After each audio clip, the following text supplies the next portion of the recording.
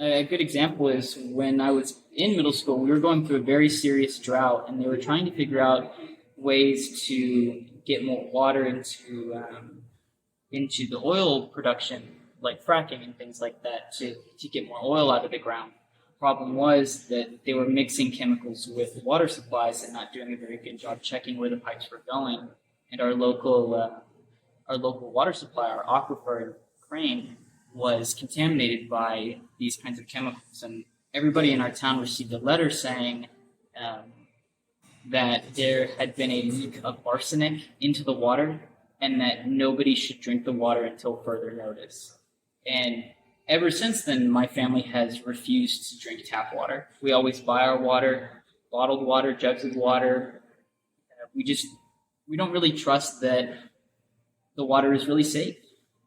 And fracking has done more than just that. Like over the past 30 years, there's a noticeable difference in like seismic activity. My dad worked at a nuclear facility in like halfway between Eunice and Hobbs, called Urenco, and they built that facility there because it was supposed to be stable ground. Um, and it has tripped the centrifuges to turn off because of seismic activity, which was never supposed to happen. Over the past 30 years, and even more so recently, fracking has caused a nuclear facility to turn everything off. Um, I think one of the biggest effects of pollution is global warming.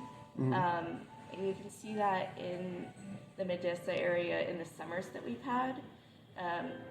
I mean, how many summers does it have to be that it's the record hottest summer for us to start saying that there's a bit of a problem? Okay. It stinks. Going outside is not fresh air anymore. It stinks and you get headaches, and the sulfur and I believe it's is it hydrogen sulfide? I can't remember, but it's lethal. It's something like that, and it's lethal.